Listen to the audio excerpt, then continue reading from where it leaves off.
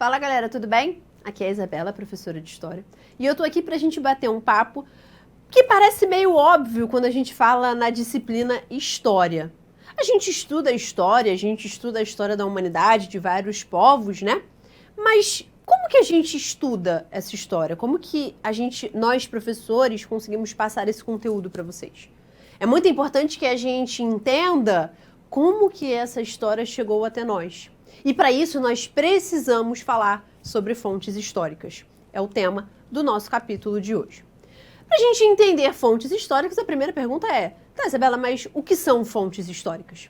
Gente, fontes históricas são qualquer tipo de documento, qualquer tipo de história, qualquer tipo de tradição, tudo aquilo que foi construído por aquela sociedade e que conta a história daquele povo. E vai ser passado de geração em geração até chegar nos dias de hoje. Gente, nós conseguimos estudar a história de um determinado povo justamente através dessas fontes. Se a gente não tiver acesso a essas fontes, a gente não consegue estudar determinado povo.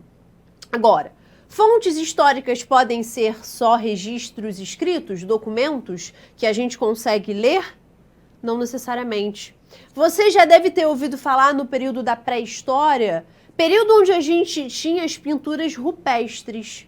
Não são escritos necessariamente, né? Não temos ali uma frase formulada bonitinha, mas aqueles desenhos, aquelas pinturas nos contam a história daquelas civilizações.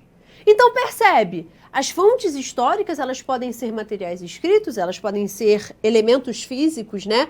Objetos, podem ser um texto, pode ser uma música, mas ela também pode ser um elemento oral. Existem muitas civilizações que vão repassar a sua cultura de forma oral. Então percebe como que a gente tem uma possibilidade muito grande de ter fontes históricas. Agora, nós vamos relacionar essas fontes históricas com o conteúdo de patrimônios. Patrimônios, você deve se lembrar, é aquele objeto, é aquela música, é aquela dança, aquela tradição que conta a história de um determinado povo e é repassado para várias gerações. Nós conseguimos repassar essa história para várias gerações justamente através desses elementos ou escritos, ou físicos, ou orais. E aí a pergunta que você deve se fazer é: Isabela, mas quem analisa esses documentos para a gente elaborar essa ideia do que é patrimônio e do que não é? Existem 3 profissões que estão ligadas diretamente a essa ideia de ser patrimônio. Primeiro, nós temos o historiador, nós, professores de história e pesquisadores da história, que analisam as ações do homem, os feitos, as medidas, as formas de pensar do homem ao longo do tempo e transmitem essas muitas medidas e formas de pensar para as sociedades. É assim que a gente analisa os períodos anteriores a gente. Ah, Isabela, então o historiador só estuda o passado. Não, gente, não se enganem. A gente estuda esse passado para a gente poder entender esse presente.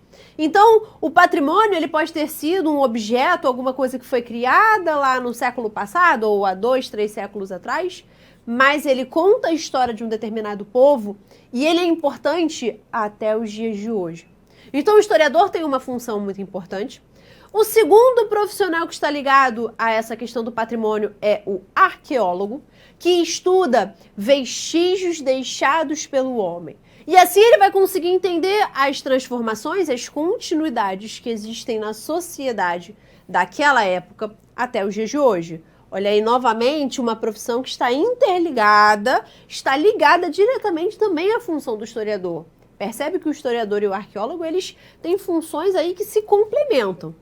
E por fim, nós temos o paleontólogo, que estuda os vestígios no período anterior à Era do Homem. Ali o período que está ligado aos fósseis, ao período que nós chamamos aí vulgarmente de pré-história, aquele momento bem anterior, bem lá da época dos dinossauros mesmo. O paleontólogo está ligado a esse período, mas percebe que ele também está ligado, ele também está conectado com a função do historiador e com a função do arqueólogo. A gente precisa dessas 3 funções para que a gente consiga analisar de forma correta esses patrimônios. Agora, sabemos quem estuda os patrimônios, mas como que esses 3 profissionais conseguem interpretar cada tipo de patrimônio? Aqui a gente vai conversar sobre alguns tipos, por exemplo, os monumentos. É importante a gente olhar para um monumento e pensar, tá, mas quem construiu esse monumento? Por que construiu? Qual era o objetivo?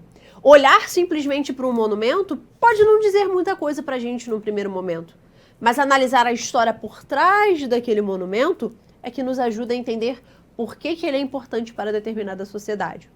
A natureza, a gente consegue entender a importância de uma paisagem para a sociedade, porque quem mora naquela região, quem passa por aquela região visitando, quem tem uma conexão com aquela natureza, vai ter uma história para contar sobre aquela região.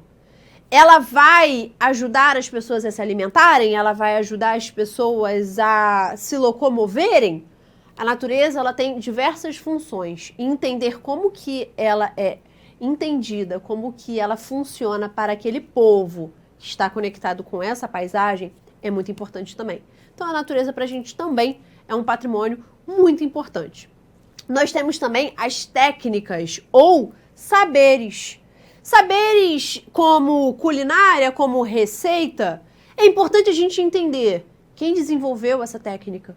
Por que desenvolveu? Qual era a intenção? Qual era a necessidade que essa pessoa tinha para desenvolver essa técnica, esse saber?